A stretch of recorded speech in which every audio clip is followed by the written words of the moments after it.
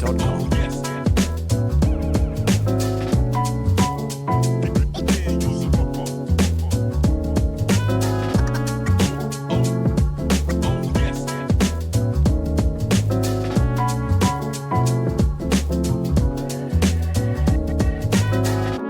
bensound.com.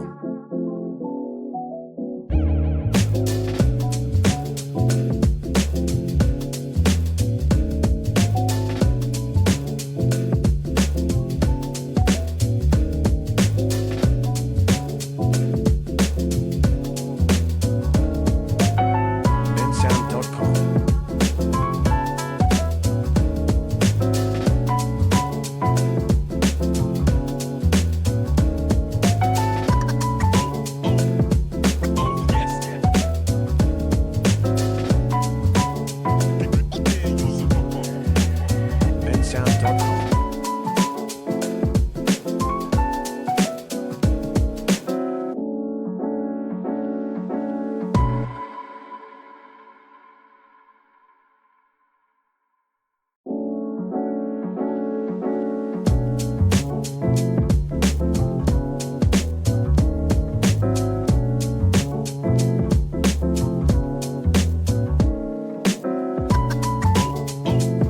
bensound.com.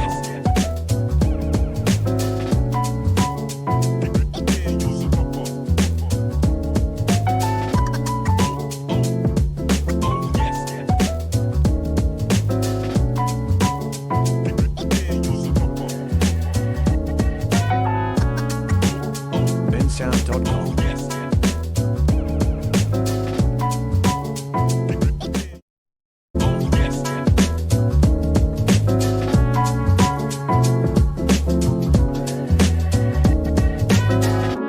bensound.com.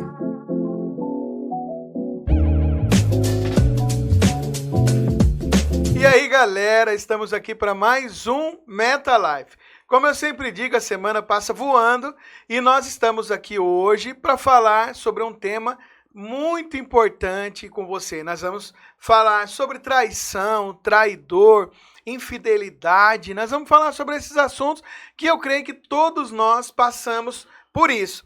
Quem nunca foi traído por um amigo ou por uma amiga ou por alguém que confiava? Então, alguém que você achou que era para a vida inteira, alguém que você deu acesso, que você colocou à mesa junto com você e acabou não dando certo. Isso gerou em você tristeza, frustração, arrependimento. Mas nós estamos aqui hoje para tranquilizar você e dizer para você que você não é o único a passar por isso. Então, se você acha que esse episódio de hoje é importante, relevante para você, eu quero que você comece a compartilhar esse Meta Life de hoje com o maior número de pessoas que você puder, curtir bastante, comentar. E se você quiser acrescentar alguma coisa aqui na nossa fala, você digita no chat do YouTube aí que nós estamos aqui para trazer informações que transformam a sua vida, certo? Comigo está aqui hoje a pastora Grazi. Oi, gente, tudo bem? Uma honra, segunda vez, estar aqui para poder participar. Creio que vai ser uma bênção, vários conteúdos que vamos tratar. Eu creio que nós vamos ser edificados. Não saia daí. E compartilhe também, porque muitas coisas nós vamos tratar aqui nessa noite. Você já se decepcionou com alguém? Alguém já traiu a sua confiança? Alguém já causou feridas, marcas profundas em você? Alguém que você colocou do seu lado achando que era para uma vida toda e acabou dando errado? É sobre isso que nós vamos falar aqui hoje e eu quero que você abra o seu coração e participe dessa reflexão. É uma reflexão que nós vamos fazer aqui, baseado na Bíblia Sagrada, um episódio que aconteceu com o nosso Jesus Cristo, e é sobre isso que nós vamos compartilhar um pouquinho, tá certo? Olha só, lá no Evangelho de Mateus é esse texto que vai nos nortear aqui, tá bom? Evangelho de Mateus, capítulo 27, do versículo 3 em diante.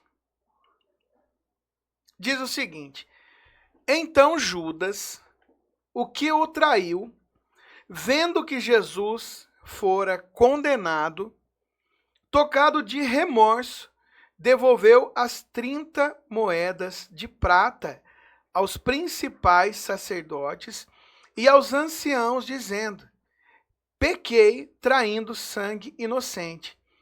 Eles, porém, responderam: que nos importa? Isso é contigo. Então Judas, atirando para o santuário as moedas de prata, retirou-se e foi para enforcar-se.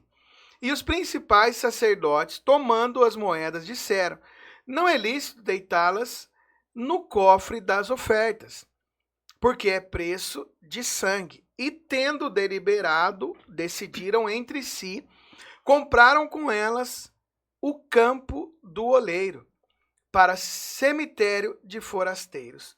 Por isso aquele campo tem sido chamado até ao dia de hoje Campo de Sangue. Então se cumpriu o que foi dito por intermédio do profeta Jeremias.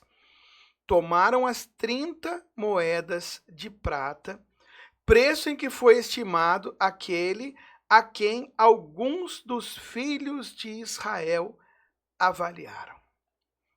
Então, olha só, nós temos aqui alguns versículos apontando sobre a relação, o relacionamento entre Jesus Cristo, o Messias, o Salvador, o Mestre, aquele que veio para trazer salvação ao mundo, porque nós precisamos ver que Jesus, ele mesmo disse para aquela mulher: eu não vim para te condenar, mas eu vim para te dar uma nova chance. Então, olha só, Judas era alguém que caminhava com Jesus, era alguém que participava dos milagres junto com Jesus, e era alguém que não estava ali por acaso, ou alguém que se autoconvidou, que auto se denominou apóstolo. Ele estava ali por escolha do próprio Cristo. E aí, Grazi?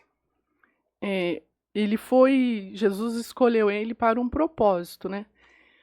Mas ele não compreendeu esse propósito, né? Não era para ele trair a Jesus. E é tão interessante que tem pessoas que o Senhor coloca na nossa vida para estar junto conosco para um propósito. Mas no decorrer da caminhada, elas se perdem do propósito e fazem aquilo que não foram chamadas para fazer. Porque Judas não foi chamado para trair. Judas foi chamado para dar continuação àquilo que Cristo chamou ele para fazer. Mas no decorrer do caminho, o coração dele se contaminou. Havia índices, né? Ele já mostrava que ele não era tão fiel ali. Mas não foi para isso que o Senhor chamou. Porque na caminhada existe a possibilidade. Não existe. A nossa caminhada tem que ter uma transformação, tem que ter uma metanoia. E Judas não compreendeu o que Jesus estava querendo fazer com ele. Então, olha só, Lucas 6, do 12 ao 16, Evangelho de Lucas, capítulo 6, os versículos 12 até o 16. Naqueles dias, retirou-se para o monte a fim de orar, e passou a noite orando a Deus. Então Jesus, ele se afasta da multidão, ele vai para o monte orar e passa a noite orando. Ao amanhecer, ele chama para si os 12 homens ao qual ele deu o nome de apóstolo. E nós sabemos que essa palavra apóstolo significa enviado. É aquele que Jesus Cristo escolheu para os enviar em uma missão. Aí vamos lá, olha o 14. Simão, a quem acrescentou o nome de Pedro, e André, seu irmão, Tiago e João, Filipe e Bartolomeu, Mateus e Tomé, Tiago, filho de Alfeu, e Simão, chamado Zelote, Judas, filho de Tiago, e Judas Iscariotes, que se tornou o traidor. Então, olha só, nós cremos que, assim como os outros 11 que estavam ali, eles foram escolhidos por um propósito. E qual era o propósito dele? Era dar continuidade àquilo que Jesus começou. Então, se nós formos ver um pouquinho o contexto daquela época, nós vamos ver que Roma escravizava Israel. Israel, naquele momento, era escravo. Roma dominava sobre Israel. Quando Jesus nasce dentro desse contexto, ele já nasce com uma sentença de morte. Sim. Os pais precisam fugir com ele para outro lugar, porque ele nasce com uma sentença de morte. E aí, quando Jesus ele vem para iniciar um novo tempo. Por isso que eles diz, por isso que a Bíblia diz, é chegado a vocês o reino de Deus. Arrependei-vos, porque é chegado a vocês o reino de Deus. Então, o que Deus estava dizendo? Olha, a humanidade, ela está separada. Ela está brigada com Deus. Porque desde Gênesis, desde lá da criação do homem, quando o homem pecou, todos pecaram e destituídos estavam da glória de Deus. Então, Deus envia seu Filho amado Jesus para que houvesse uma reconciliação. Porque o primeiro Adão falhou na missão, deixou-se levar pelo contexto em que ele vivia, pela mulher, pela serpente, pela falta de obediência e tal, e veio a queda. Então, Jesus ele vem para reconciliar o homem com Deus. Como diz a Bíblia, se por um homem entrou o pecado, por outro homem entrou a salvação. Então, Deus ele vem com o propósito de resgatar a humanidade. É por isso que Jerusalém, Israel ali fica um pouco chateado quando Jesus chega, porque eles pensaram, Jesus vai vir com uma liderança política muito forte e vai libertar Israel da mão dos romanos. Nós não seremos mais escravos. E quando Jesus começa a desenvolver o seu ministério, ele vai ao oposto do que as pessoas pensam. Ele começa a ouvir os publicanos, os cobradores de impostos, os leprosos, os doentes. Ele começa a se cercar dessas pessoas. E até o questionam e falam, mas ele só se assenta com pecadores? Aí ele diz, né, porventura os sãos precisam de médico, quem precisa de médico é os doentes e tal. E eu vim para as ovelhas perdidas, tal. E então, os 12 ali, eles tinham como propósito, missão, continuar o que Jesus havia começado. Porque Jesus sabia que ele viria, morreria, ao terceiro dia ressuscitaria e voltaria para o Pai. Então a trajetória dele durou 33 anos, aproximadamente 33,5. Então ele sabia que precisava de pessoas. E Jesus começa a discipular esses homens. Jesus começa a ensinar esses homens. Jesus começa a derramar o seu coração sobre esses homens. Abrindo um parênteses aqui, Grazi, qual que você acha? Quais são os maiores desafios do discipulado? O caráter. O caráter é o maior desafio. Por quê? Eu costumo dizer que você não precisa ser cristão para ter um caráter, né? Todos temos um caráter, mas um caráter formado, um caráter digno. Então, quando nós vamos discipular, muitas pessoas não têm um caráter digno, não têm um caráter correto, né? E aí é a hora que tem que ter essa desconstrução. E para você discipular, o que a gente vê, as pessoas elas falam, eu quero ser discipulado. Mas quando você começa a conversar, quando você começa no confronto, aí a gente vê que nem sempre todos querem. Então, acho que o maior desafio é o caráter da pessoa. O caráter dela. Porque é uma desconstrução. Cristo vem desconstruindo tudo aquilo que não é de acordo com a vontade dele para a nossa vida. Então, para um discipulado, a pessoa ela tem que querer ser desconstruída naquilo que ela acha ser correto, para que Cristo possa habitar nela e fazer da vontade que é o correto. Esse é o X da questão. As pessoas, o discipulado, o discípulo, melhor dizendo, ele acha que o discipulador vem primeiro. Cristo vem primeiro. Cristo, né? É impossível você discipular alguém que não tem relacionamento com Cristo. Sim. É impossível você conseguir acessar o coração de quem Cristo não acessa.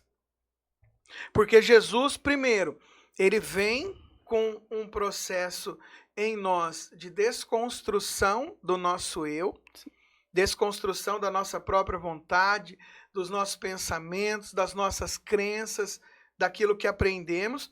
E aí é como diz a Bíblia, assim como o crisol prova a prata, o fogo prova o ouro, assim um irmão afia outro irmão. É a hora que Jesus coloca alguém. E aquele discipulador, ele vai, na verdade, só falar o que Cristo já está falando. Na verdade, o discipulador, ele só confirma o que Cristo está falando no secreto. E nem todos querem ouvir, né? Nem todos querem, porque tem pessoas que são discipuladas há anos e elas têm o mesmo problema. Então é porque realmente elas não querem, não estão ouvindo a Cristo. E para elas poder dizer que elas estão querendo mudança, elas saem correndo, né? Eu estou falando de um caso específico, não são todos, mas elas saem correndo porque eu não tenho discipulado, porque ninguém me ajuda, mas não é. É porque ela não está querendo ser desconstruída naquilo que ela já tem formado na mente dela. É porque nós gostamos de falar. Gosta de falar. Sim. E quando a gente tem que sentar para ouvir, nós enfrentamos dificuldades. É muito difícil. Nós enfrentamos porque o outro me confrontando, eu dizer que sou confrontado por Cristo é muito fácil. Sim. Mas o ser confrontado por Cristo é que as pessoas não entendem.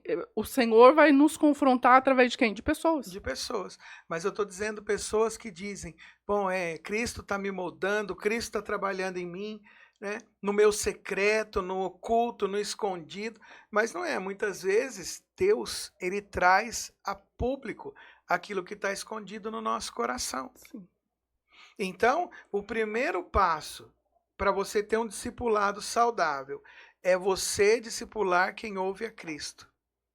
Segundo passo para ter um discipulado saudável é você conseguir deixar bem claro a posição do discípulo e do discipulador, do mestre e do aluno. É, porque senão o aluno já quer ser o mestre, né? O aluno, já mostra que não quer ser discipulado. Porque são etapas, né? Eu creio que eu, por exemplo, hoje eu sou uma pastora, mas eu sou discipulada. Não tem como eu sair, não tem como. Eu sou discipulada. A minha vida vai ter que ser isso. Então, eu sou discipulada e eu discipulo. Então, as pessoas têm que entender isso. Existe um tempo o qual eu somente vou ser discipulado, para depois discipular. E interessante que às vezes Deus coloca discipuladores menores que os discípulos. Nem sempre o mestre será o maior. Sim. Eu vi um pastor testemunhando, ele foi pregar em uma igreja, não sei se vocês viram, ele chegou, ele parou o carro, ele viu que tinha uma vaga, ele parou, veio um obreiro correndo. E o obreiro falou, pastor, Pai do Senhor, o senhor que é o pregador? Ah, sou. Então, deixei uma vaga ali, eu posso estacionar o carro do senhor? Daí o pastor falou, não, pode, não tem problema, mas para facilitar, você não quer que era só entrar na vaga. Não, que isso, eu vou estacionar para o senhor. Desceu o pastor e falou, espera aqui que eu vou levar o senhor lá na frente. Aí estacionou o carro do pastor, veio, pegou a mala, a Bíblia, a maletinha, a Bíblia que o pastor estava carregando e com toda alegria, sorrindo, e levou ele até o altar. Levou ele. Aí quando ele chegou, ele foi comentar com o pastor. Ele falou, nossa, não sei qual que é o critério de avaliação que o senhor usa aqui, mas aquele porteiro lá, Ele já está preparado para ser um líder, para ser um pastor, porque ele é de uma educação finíssima e não sei o quê, não sei o quê. E aí o pastor falou, ele é um bom obreiro que eu tenho aqui, a gente está cuidando dele e tal. Mas da onde vem essa educação? Ah, ele é o juiz da cidade. Então era o juiz da cidade que estava ali na condição de servo, servindo o pastor. Então, às vezes, o discípulo, ele acha que ele já está maior que o discipulador. O maior tem que sempre ser o menor. E a característica de um discípulo verdadeiro, ele sempre será o menor. O filho, o pai pode ter 70 anos morando lá na área rural, analfabeto, o filho pode ser um doutor, um juiz, um advogado. O pai falou, o filho abaixa a cabeça. Sim, senhor pai, o senhor está certo. Sim. Submissão, né? Então, ter vida com Deus, saber qual é o papel, quem é o discípulo e quem é o discipulador, e entender o propósito do discipulado. Porque discipulado não pode ser eterno. Por mais que nós seremos cuidados, Sim. por mais que o pastor, o líder, ele vai pastorear o tempo inteiro. Eu estou dizendo, o discipulado vê o discípulo vê o discipulador como um líder. Ó, passou por uma dificuldade, estou passando uma dificuldade, não estou sabendo, mas ele tem que ter a mentalidade de um discipulador. Eu sou discípulo me preparando para ser um discipulador. Porque aí ele entende o propósito dele.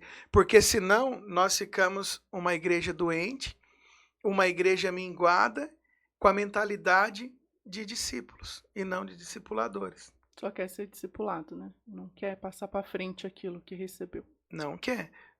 Tratamento tem começo, meio e fim. E o reino é crescimento, né? O reino não pode parar.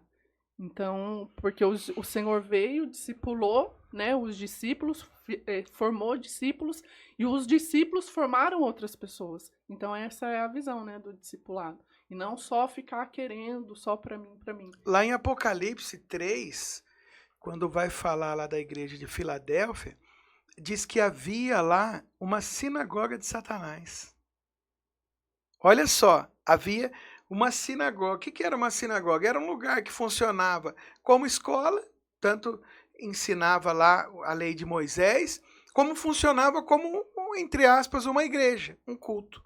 Então, de dia, vamos pôr assim, a grosso modo, de dia era uma escola, de noite era uma igreja. E aí, a Bíblia vai dizer que lá havia uma sinagoga de Satanás. E aí, quando você pensa assim, quando você lê, você fala assim, puxa, acho que tinha um satanista lá, que ele ia lá e fazia... Não, sabe o que era uma sinagoga de Satanás? Os falsos crentes. E os falsos crentes sabem da verdade. Era aqueles que diziam ser cristãos e não eram. É aqueles que tinham aparências de piedade, mas não eram piedosos. O fariseu hoje, ele se tornou aquele que diz, faça o que eu digo, mas não faça o que eu faço. Esse é o fariseu dos tempos modernos. É aquele que diz assim, não olha para mim não. Olha só, é a Bíblia que vai te nortear. É a palavra de Deus, porque de mim eu não tenho nada. Esses são os fariseus de hoje. São aqueles que batem no peito e dizem, você faz o que eu digo, mas não faça o que eu faço.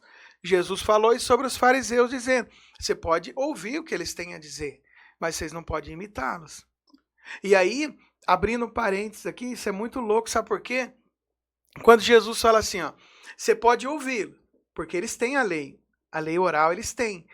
Então, eles sabem o que eles estão falando. Dê ouvidos a eles, mas não os imitais. E é interessante isso, né? Eles sabem, mas eles não fazem. E eu vejo muito, e esses dias eu tenho pensado muito sobre isso, porque as pessoas, elas leem a Bíblia e elas lêem por mão. Ela não é para ela. Ela não entende que primeiro o cristianismo, o evangelho é para ela. Depois pro próximo. E é isso que o fariseu fazia, né? Ele pegava, ele lia, ele sabia muito, mas não era para ele, era pro próximo. Então a gente peca muito nisso. A Bíblia primeiro é para mim, para depois ser pro próximo. Então, mas aí, Quando Jesus continua dizendo para não os imitais, Jesus explica por quê. Jesus fala o seguinte: não os imitais, porque eles colocam carga pesada, eles colocam fardos pesados sobre o ombro das pessoas, mas eles mesmos não movem um dedo para ajudar. Então, quem que é o fariseu?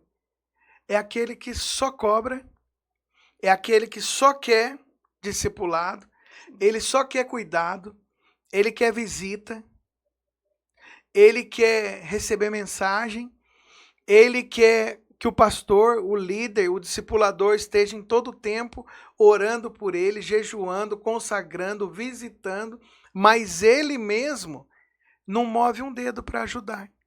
Sim. Ele mesmo não carrega, como diz a Bíblia, carregai os fardos uns dos outros.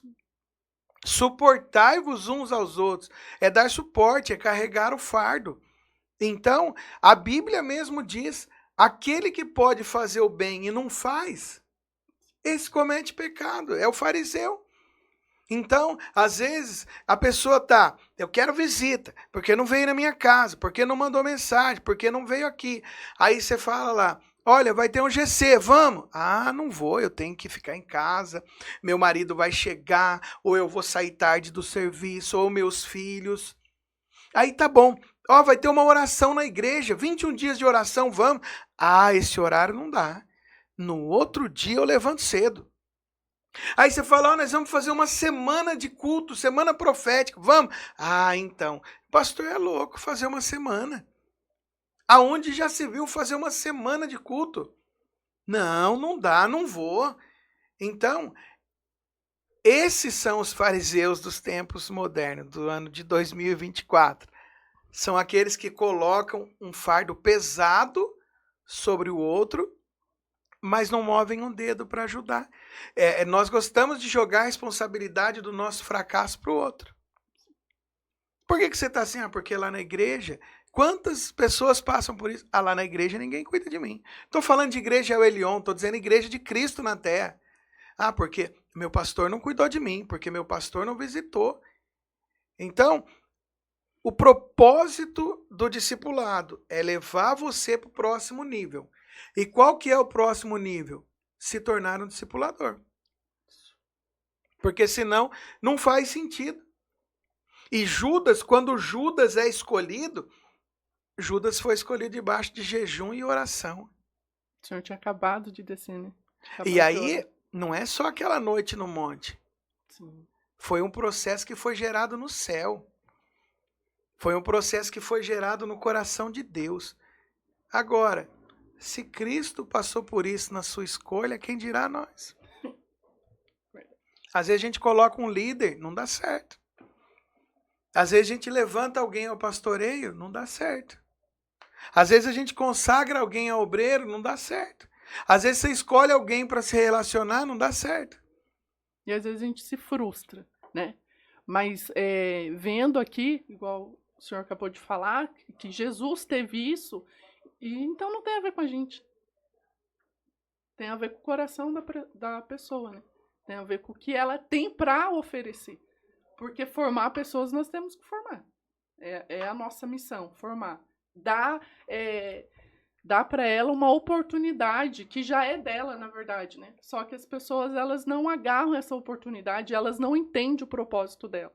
Porque se a pessoa ela não sabe quem ela é, não vai ser a gente que vai... Quem ela é em Cristo, né? Se ela não entende que ela é filho de Cristo, ela nunca ela vai entender que ela é.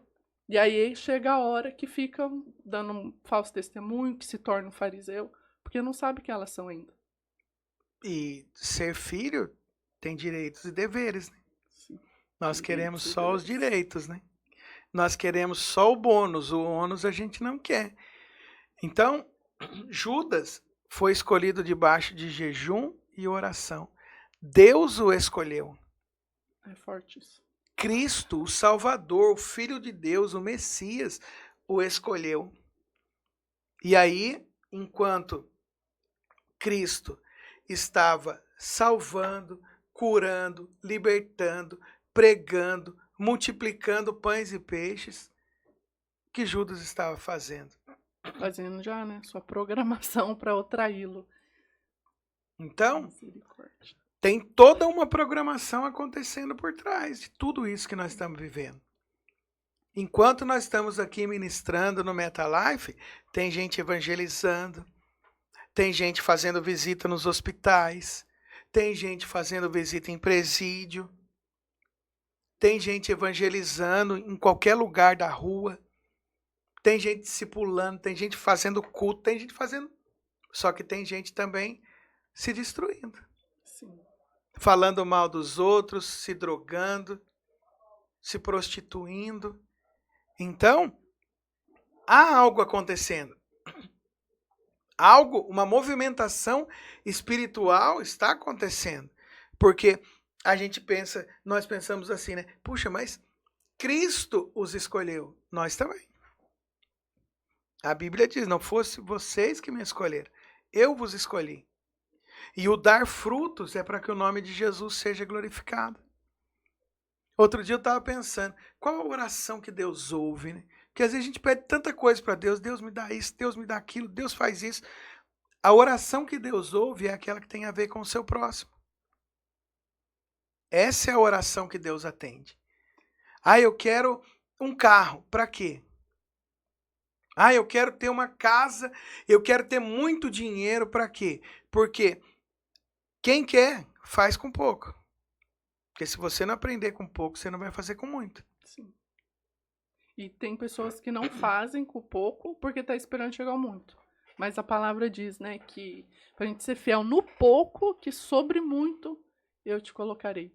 Então, se eu não sou fiel no pouco, vou ficar ali. Porque no muito não dá. Nós temos que saber administrar o pouco que Deus tem nos dado.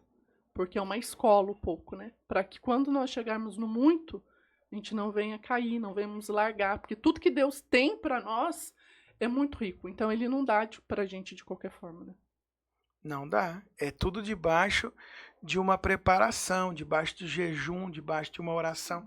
E aí nós vamos ver aqui, quando Judas, entre aspas, ele também foi enganado. Não tirando a responsabilidade dele.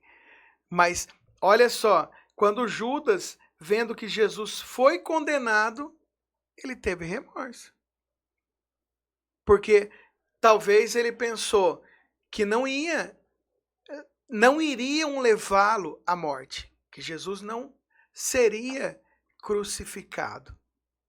Agora, uma pergunta, Judas foi escolhido para ser o traidor? Não. Mas tinha que ter um traidor. Tinha que ter. Mas poderia ter sido qualquer outro, não ele.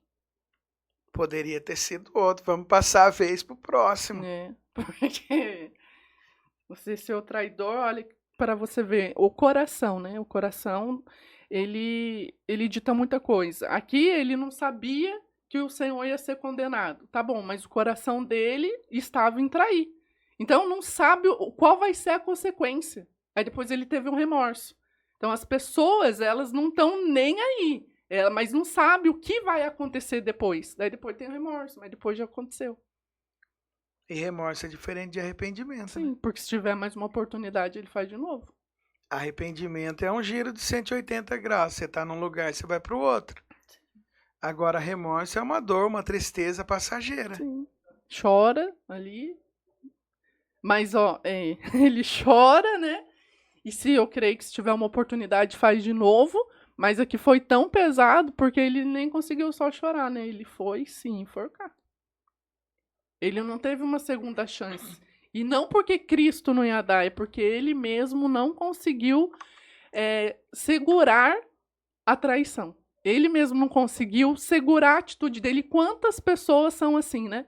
Quantas pessoas são assim? Elas têm o coração maldoso, elas não querem ser discipuladas, elas não querem conhecer a Cristo, e elas começam a aprontar, começam a dar ouvido para Satanás, e daí quando tudo aquilo que ela está fazendo dá ruim para ela, ela não consegue, ela não tem maturidade de se arrepender, é onde ela se enforca. Não estou dizendo de morte física, mas é onde muitos estão morrendo espiritualmente, porque não têm coragem de enfrentar a verdade.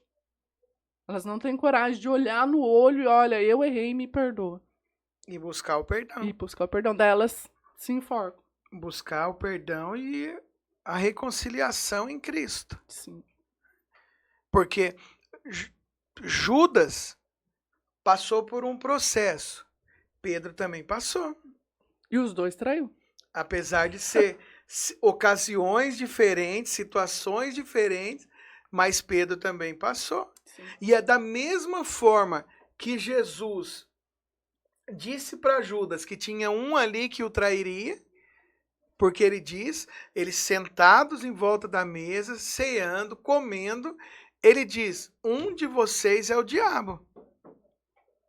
Um de vocês vai me trair. E fica, lógico, imagina, causou um alvoroço no meio dos 12 ali. Ele fica, e aí sou eu? Eu não sei, vai que ele tá vendo alguma coisa. E aí, João, você que tá aí pertinho dele, fala para nós quem é. E ele diz, aquele a quem eu der o pão. Então, ele avisou, falou, toma cuidado, porque um de vocês é o diabo, um de vocês vai me trair. Pedro, ele disse a mesma coisa. Sim. Quando ele começa a falar da morte e ressurreição, Pedro, num processo natural, aos nossos olhos, ele diz assim, Jesus, esse papo de morte tá ruim, hein? Vamos mudar o ambiente, vamos falar de vida, vamos falar de coisa saudável, vamos falar de coisa alegre, vamos falar de coisa boa, porque pode todo mundo te abandonar, eu não.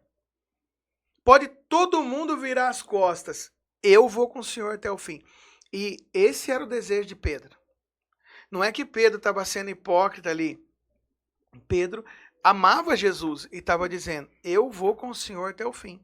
Ainda que todos voltem. Ele diz, Pedro, antes que o galo cante, você vai me negar 3 vezes. Então Pedro sabia. Imagina Pedro caminhando, olhando para Jesus, dizendo, puxa, o mestre falou que eu vou traí-lo. Como? Porque Pedro, nenhum dos 12 imaginava o que Cristo ia passar. Até porque Cristo escondeu isso deles por muitas vezes. Cristo não trouxe detalhes dizendo, olha, eu vou passar por isso, isso, isso. E chamar de gente, vocês estão entendendo? Eu vou, vocês não estão compreendendo. Não, a Bíblia diz que muitas vezes Jesus escondeu isso do coração deles. Então Pedro não sabia. Por isso que ele diz, eu vou. Quando pegam Jesus, que Judas, ele estava no Getsemane, Judas lá embaixo, negociando. Pedro junto, eles vêm, pega, leva ele até o Sinédrio. O que Pedro diz? Eu não conheço. Nunca vi, não sei quem é. E aí o galo canta, que era uma trombeta que soava para a troca de guardas. E aí naquele momento ele cai em si. E a Bíblia diz que ele chorou amargamente. Ele chorou amargamente. Sabe por que Pedro chorou amargamente? Porque ele se deparou com a sua própria natureza. Ele olhou para dentro de si e falou, puxa, o cara me escolheu, andei com ele, ele me preveniu a respeito disso, e mesmo assim eu traí, eu descobri, eu sou mau. E chega uma fase da nossa vida que é isso mesmo, né? Nós estamos andando com Cristo e acha que tá tudo bem, mas chega uma hora que a gente precisa mesmo olhar para dentro de nós e ver quem realmente somos para poder continuar a caminhada como Pedro fez, né? Precisamos de pessoas que nos falem a verdade. E as pessoas, elas se ditam ser amigos, achando que é só massageando o ego. E amigo não é isso. Amigo é o que você acabou de falar, é mostrar a verdade. Com amor você vai falar isso, mas tem que ser falado. Esse é o amigo, é o que fala a verdade. O amigo, ele precisa mostrar para o outro a realidade em que estamos vivendo.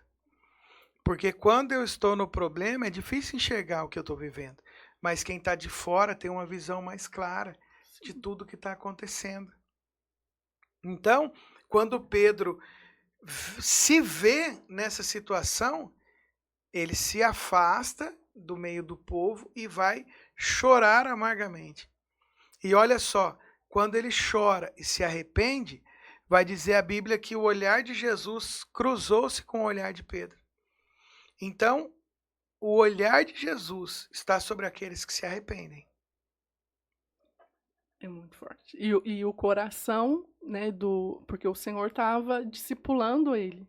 Então, ele estava querendo Cristo, né? O olhar de Cristo estava sobre ele e o coração dele estava ligado a Cristo. E por isso que ele não se enforca, porque tinha uma ligação, tinha uma submissão, tinha um querer mais de Cristo. E aí a gente volta um pouquinho no discipulado. Quando erramos, né, erramos e vemos quem realmente nós somos, mas identificamos que Cristo tem pra gente o nosso perdão, a gente continua. E no discipulado, porque ali teve um confronto. E daí o discipulado, aquele que está sendo discipulado, ele continua, mas quando tem esse olhar do discipulador para o discípulo, ou você continua e mostra que Cristo está no seu coração, ou você vai parar. Com certeza. Porque o filho conhece o olhar do pai. Foi uma mensagem pregada em silêncio. Que é a mais dolorosa.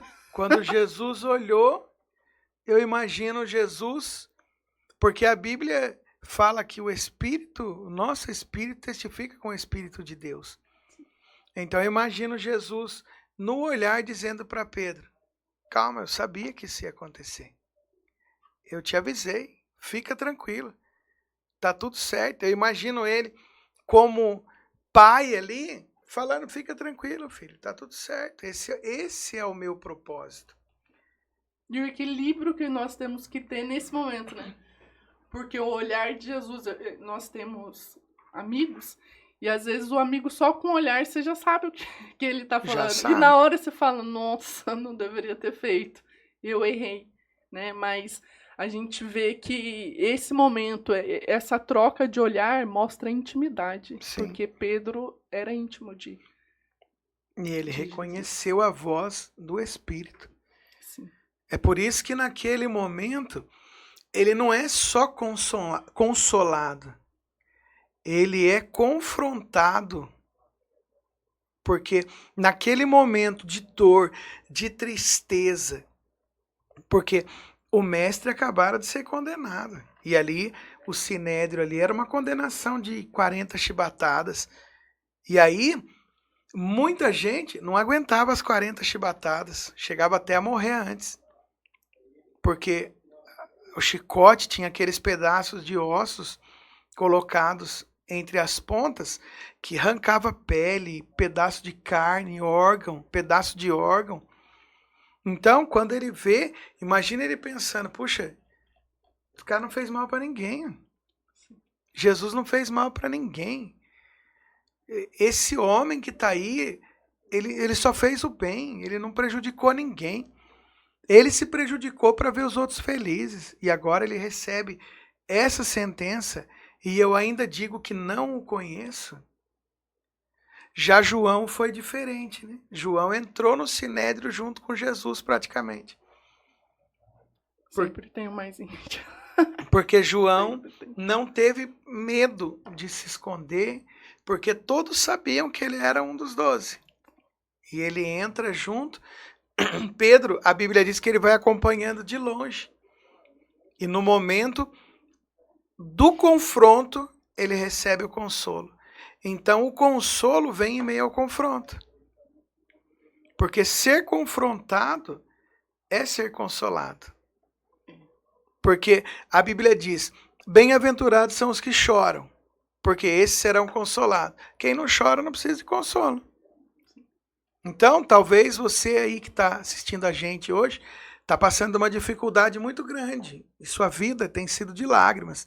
Ou talvez você conhece alguém que está enfrentando uma doença, ou um diagnóstico até mesmo terminal. Talvez alguém que está assistindo a gente hoje conhece alguém que está com uma doença incurável, ou está passando por um momento de separação, ou algum momento de perda muito grande. Eu quero que você envie esse podcast para essas pessoas, porque eu vim aqui para dizer para você a esperança. Fica tranquilo, em meio à dor, o Espírito Santo vai te consolar. E eu quero dar uma pausa aqui e quero orar por você.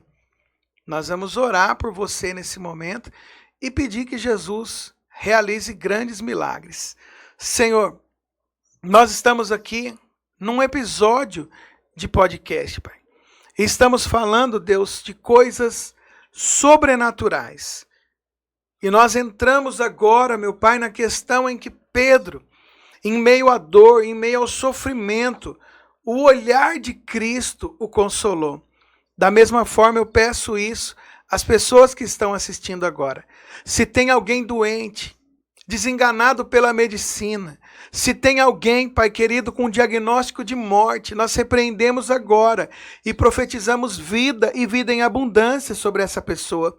Se alguém que estiver nos assistindo acabou de receber um diagnóstico, Senhor Jesus, de uma doença, Senhor, de uma demissão, Pai querido, que caia por terra agora em nome de Jesus essa tristeza. E que essa pessoa alcance a cura, o milagre, a transformação, o conforto e o consolo agora. Talvez quem está nos assistindo perdeu alguém que ama muito, que haja consolo e conforto nesse momento. Nós abençoamos a todos com alegria e paz, em nome de Jesus. Amém. No meio da dor, Pedro recebe a graça de ser consolado pelo Espírito Santo. E ele recebe o perdão, e quando Jesus ressuscita, Jesus encontra com ele na praia. E Jesus fala para ele: antes eu queria dar coisas grandes para você, eu queria falar de coisas espirituais, mas qualquer coisa você vinha com 2 pedras na mão, não dava. Mas agora sim. E aí ele negou 3 vezes. Jesus faz o mesmo processo, dizendo: Pedro, tu me amas? Eu amo, Jesus. Pedro, tu me amas? Te amo. Pedro, tu me amas? Jesus, o Senhor conhece todas as coisas. Então vai e apacenta as minhas ovelhas. Por isso que precisamos entender o confronto, né? Porque as pessoas acham que o confronto é para tornar elas menores, e não é. O confronto é para um propósito, né? O confronto é para o nosso crescimento. E no confronto, foi muito forte isso, existe o consolo. Então, que se tem pessoas também passando por esse tempo de confronto, aguenta firme, porque tem consolo, né? Para um propósito, o Senhor tem tudo preparado já. Sim. O Senhor não vai te levar para o confronto e não te dar um respaldo. O Senhor tem tudo preparado. Né? Jesus é paz em meio à guerra. Então, às vezes, nós estamos na guerra, mas estamos em paz. E às vezes estamos em paz, mas estamos na guerra. Às vezes você olha e fala: puxa, tá tudo bem, tá tudo tranquilo, mas eu não tô legal, eu tô sentindo mal. Então, ele recebeu consolo, conforto e refrigério. Judas foi diferente. Então, quando Judas percebe, já é tarde demais. Porque ele se vê com 30 moedas de prata na mão. E quando ele vai, interessante que ele vai na igreja. Ele vai lá no templo falar com os sacerdotes. Que os sacerdotes que fizeram esse processo de negociação com ele. Os sacerdotes religiosos prenderam Jesus. E quando ele chega, ele joga as moedas para dentro do templo. Os anciãos, os sacerdotes pegam e falam assim: puxa, não podemos colocar esse dinheiro na oferta. Porque Judas já disse: pequei traindo sangue inocente. Então, ele fala, os sacerdotes falam: puxa, ele tem razão, é sangue inocente. Esse homem, ele não é culpado de nada que nós estamos o acusando. E ele fala: nós não podemos fazer nada útil com esse dinheiro. Essa é a vida do traidor. O traidor não constrói nada sólido. O traidor não faz nada de útil. E ele mesmo se perde, né? Ele mesmo se perde. O traidor aqui é aquela pessoa que não inspira confiança. É aquela pessoa que está sempre apunhalando pelas costas. É aquela pessoa que está sempre ouvindo você e levando aos outros, pegando seus pontos fracos e usando contra você mesmo. Essas pessoas não constroem nada sólido na vida. Pode ver conquista algo aqui, amanhã o vento leva. É o que eu costumo dizer, são pessoas que o vento traz e o vento leva. São pessoas que não conseguem se consolidar. Pode ver, tem gente que entra e sai, não tem como consolidar. Não tem, e fica de igreja em igreja, e aí a gente acha que é só de coisas de igreja que nós estamos falando, mas não para em serviço nenhum. Fica de serviço em serviço, 3 meses aqui, 1 ano aqui, 6 meses ali, 2 meses aqui. Não para em mesa nenhuma, não tem amizade com ninguém. Casamento não para, vive separando. Ainda que volte às vezes com a mesma mulher, mas 1 ano, 3 separações no ano.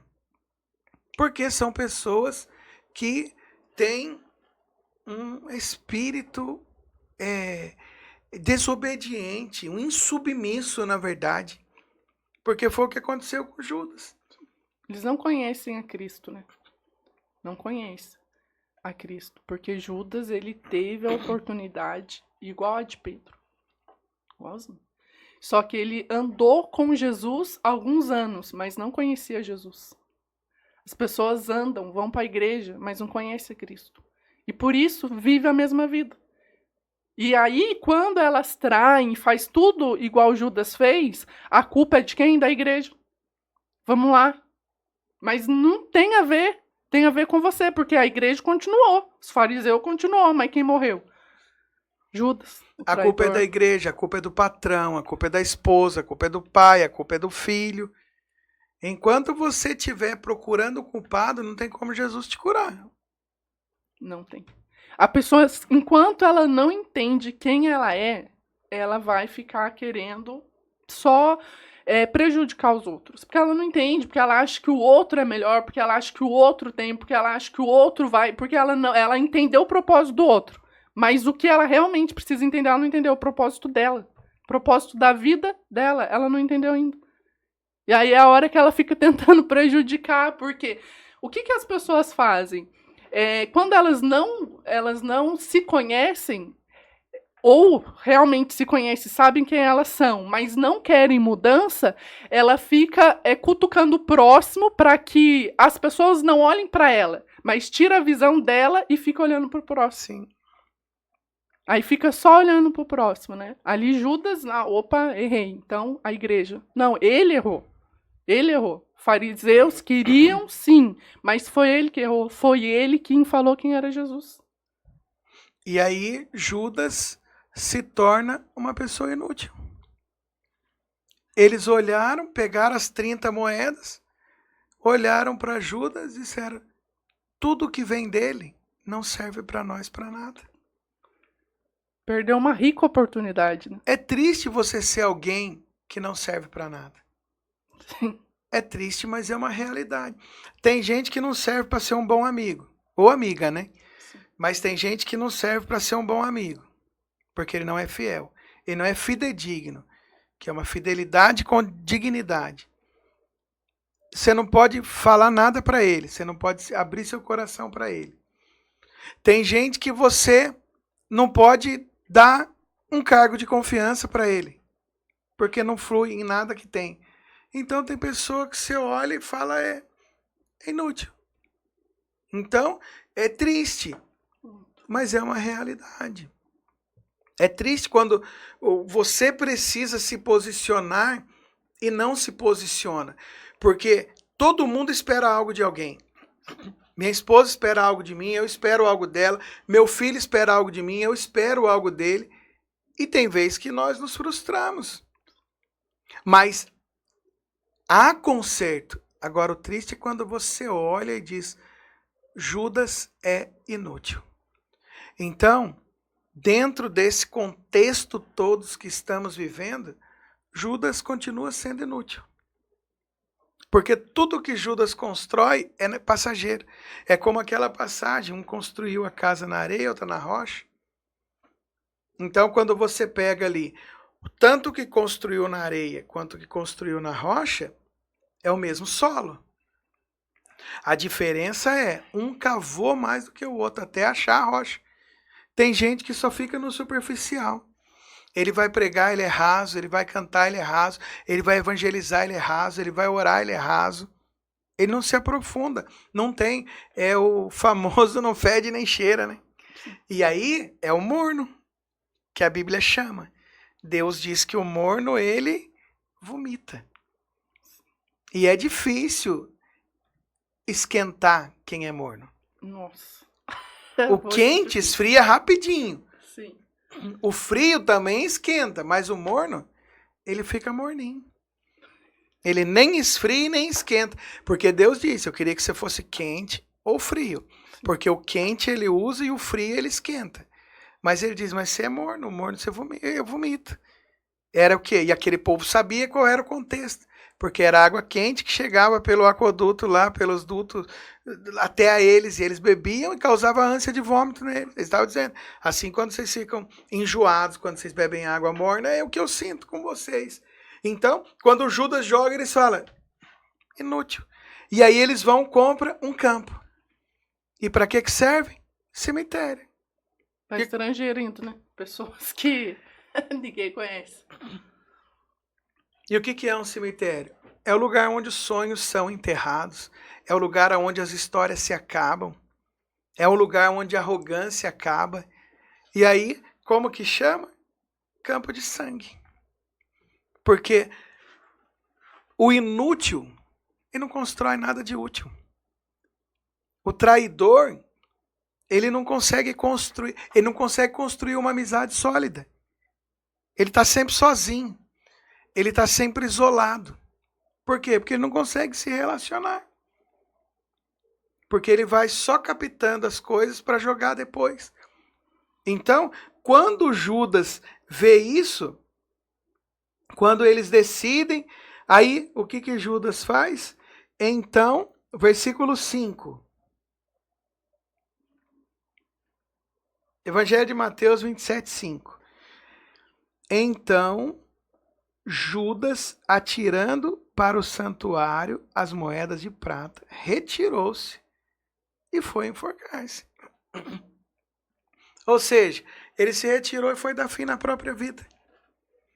Porque ele se deparou com a triste realidade de ser alguém inútil. Você conhece alguém inútil? Inútil eu estou dizendo no sentido de não ser útil mesmo. Não estou dizendo incapacitado, não estou dizendo com alguma limitação física ou intelectual, não é isso que eu estou dizendo. Eu estou dizendo daquela pessoa que tem tudo para arrebentar, mas não sai do lugar. Se você conhece alguém, o que você vai fazer? Você vai orar por essa pessoa. Você vai trazer essa pessoa à sua mente e vai orar por ela, para que ela se converta, para que ela seja alguém útil. Talvez na sua empresa tenha alguém inútil. Tenha paciência, porque tudo vai mudar. Sim, nós cremos. Nós cremos em milagres. E aí, até hoje, aquele lugar é chamado Campo de Sangue. É triste. Alguém que tinha tudo para entrar para a história como um grande homem. Nós estamos falando dele aqui como um péssimo exemplo. Até, eu não lembro que festa que é que vai malhar o Judas, não lembro quando que é. Não lembro. Tem uma situação, né? Você lembra, Não, Gu? Você que é nosso assessor de assuntos aleatórios. Tem lá, né, a festa que vai malhar o Judas, né? Coloca um boneco lá e vai descer paulada no Judas. Então, Judas é sinal de mau exemplo até hoje. Infelizmente. Infelizmente. Só que nós estamos aqui para dizer para você que você não é Judas. Você pode reverter esse quadro hoje. Você pode mudar a sua história. Você pode fazer diferente e se tornar alguém diferente. Oportunidades, né? E essa é uma grande oportunidade que o Senhor tem nos dado. Porque Judas não teve. Ele teve, mas não aproveitou. Pedro teve e aproveitou. E o que as pessoas estão e que nós estamos fazendo com as oportunidades que nós temos tido? O que nós temos? Porque esse assunto ele é bem edificante para a nossa vida. É um assunto onde nós temos que refletir, né, e aproveitar as oportunidades. Não sair se enforcando porque errou, não.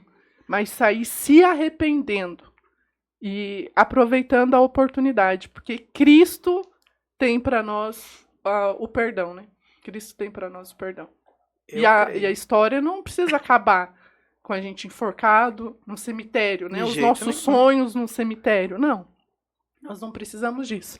Nós podemos ter a nossa história sendo transformada em nome de Jesus. A Bíblia diz que o sol brilha para todos. Para o justo, justos e injustos, bons e maus. Não é privilégio de crente, católico ou de alguma outra religião. A oportunidade é para todos.